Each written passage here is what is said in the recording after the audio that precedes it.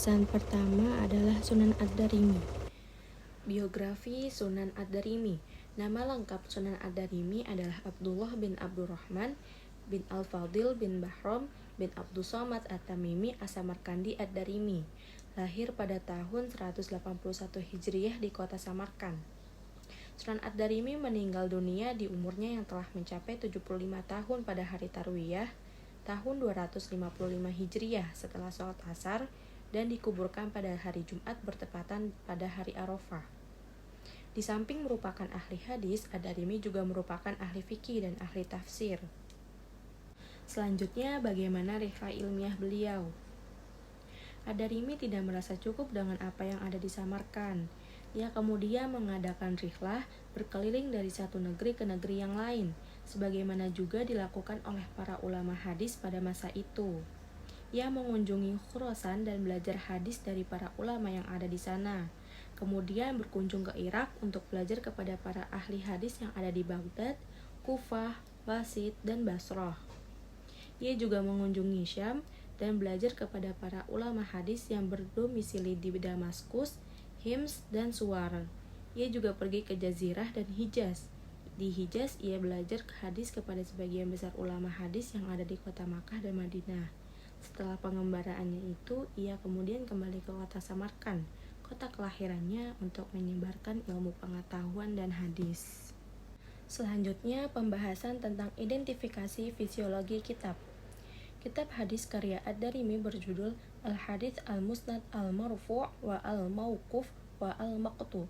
Kitab ini disusun dengan sistematika penyusunan berdasarkan pada bab-bab fikih, karena kitab hadis ini lebih populer dengan sebutan Sunan Ad-Darimi.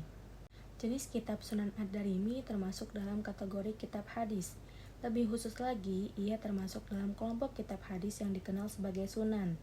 Kitab-kitab sunan adalah koleksi hadis-hadis yang dikumpulkan dan disusun berdasarkan tema-tema tertentu.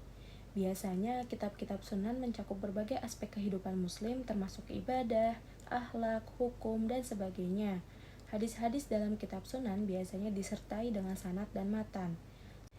Kitab Sunan Ad-Darimi terdiri dari 4 jilid.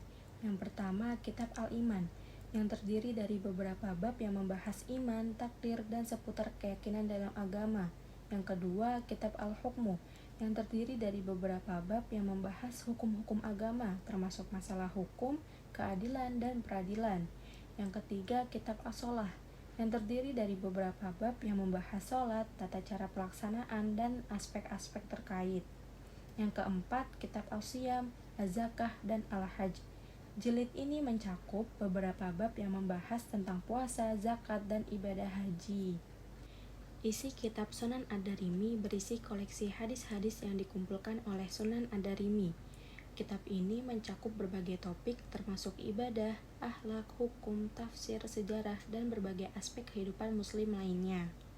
Adapun sistematika penulisan kitab Sunan Ad-Darimi, yang pertama, terdiri dari beberapa kitab yang mencakup tema tertentu. Yang kedua, setiap kitab terdiri dari beberapa bab yang lebih spesifik. Yang ketiga, disertai sanad dan matan. Yang keempat, terdapat penjelasan tambahan dan komentar singkat tentang hadis tertentu. Pembahasan selanjutnya adalah Sunan Al-Baihaqi. Biografi Sunan Al-Baihaqi. Nama lengkap Sunan Al-Baihaqi adalah Ahmad ibnu Husain ibnu Ali Al-Baihaqi. Beliau adalah seorang ulama yang terkenal dalam sejarah Islam. Ia lahir pada tahun 834 Hijriah di desa Baihaq di wilayah Khurasan yang sekarang termasuk bagian dari Afghanistan. Al-Baihaqi dikenal sebagai seorang ahli hadis, sejarawan, dan penulis yang produktif.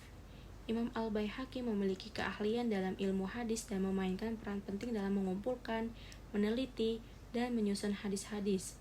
Salah satu karyanya yang terkenal adalah As-Sunan Al-Kubra, atau juga dikenal sebagai Sunan Al-Baihaqi, yang merupakan koleksi hadis yang meliputi berbagai topik. As-Sunan Al-Kubra merupakan salah satu karya penting dalam literatur hadis dan sering digunakan sebagai referensi oleh para ulama dan penuntut ilmu hadis. Bagaimana rihlah ilmiah beliau? Imam Al-Baihaqi hidup pada masa Daulah Abbasiyah. Beliau mengembara mencari ilmu dengan melakukan haji, lalu ia menuju Baghdad. Selain belajar kepada ulama-ulama di Baghdad, ia juga belajar kepada ulama-ulama di Makkah dan ulama lain yang ada di Irak. Jika dihitung, guru-gurunya lebih dari 100 orang. Selanjutnya, identifikasi fisiologi kitab. Sunan Al-Baihaqi merupakan kumpulan hadis-hadis yang disusun berdasarkan tema-tema tertentu, mirip dengan kitab-kitab sunan lainnya dalam tradisi Sunni. Kitab ini berfokus pada hadis-hadis yang dikumpulkan oleh Al-Baihaqi sendiri. Sunan Al-Baihaqi terdiri dari 9 jilid. Setiap jilidnya mencakup berbagai kitab dan bab yang membahas topik-topik tertentu dalam hadis dan ajaran Islam. Yang pertama, kitab At-Tauhid dan beberapa bab terkait dengan keesaan Allah. Yang kedua, kitab Al-Iman dan beberapa bab terkait dengan keyakinan dan iman. Yang ketiga, kitab Al-Shalah dan beberapa bab terkait dengan sholat. Yang keempat, kitab Al-Siyam, Az-Zakah dan beberapa bab terkait dengan puasa dan zakat. Yang kelima, kitab Al-Hajj dan beberapa bab terkait dengan ibadah haji. Yang keenam, kitab An-Nikah dan beberapa bab terkait dengan pernikahan. Yang ketujuh, kitab Al-Adab dan beberapa bab terkait dengan etika dan akhlak. Sistematika penulisan dalam Sunan Al-Baihaqi mengikuti struktur yang umum dalam kitab-kitab hadis. Penulisan dalam kitab ini menggunakan konsep kitab, bab, dan urutan berdasarkan topik atau tema tertentu.